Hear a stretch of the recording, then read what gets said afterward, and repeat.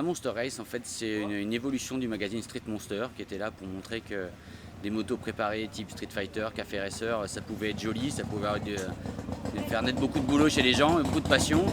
Et un jour en Allemagne, on a vu des motos qui avaient des monobras qui n'étaient pas du tout alignées. On dit mais ils font des motos pour les salons, c'était idiot. Ben, nous on va montrer qu'en fait ces motos-là elles pouvaient être alignées sur une piste aussi. Et donc du coup on a créé un championnat avec Street Monster Magazine avec quelque chose d'assez varié, du drag, de la vitesse, parfois de l'endurance, on a eu fait de la côte. Et l'idée c'était d'avoir des motos qui soient aussi belles que rapides. Aujourd'hui on est au Pêchereau et au Pêchereau depuis quelques années on inaugure la manche Open, c'est-à-dire que c'est une autre catégorie à part de la Monster Race. C'est des personnes qui peuvent venir avec leur street de route, ça correspond au règlement esthétique on va dire de la Monster Race. Mais comme on est en drag, il n'y a pas besoin d'avoir une préparation FFM, vous enlevez votre béquille, vos rétros, vous protégez vos phares et en fait vous pouvez rouler et se faire plaisir. Et le but ici c'est qu'on garde une formule de course où on prend du plaisir à rouler, on est entre copains, on fait une ou deux grandes soirées, on cherche des petits délires à chaque fois, on cherche à pas avoir de champion du monde, les coupes on les rachète à des amicales boulistes ou des champions de tennis à retraite, on les repeint en noir mat, on les a repeints ce matin. Le but c'est qu'il n'y ait rien à gagner parce que quand il y a de l'argent, quand il y a trop de trucs à gagner, en fait les gens se prennent la tête et nous on veut pas. Et voilà, donc la Monster Race ça fait depuis 2011 qu'elle existe.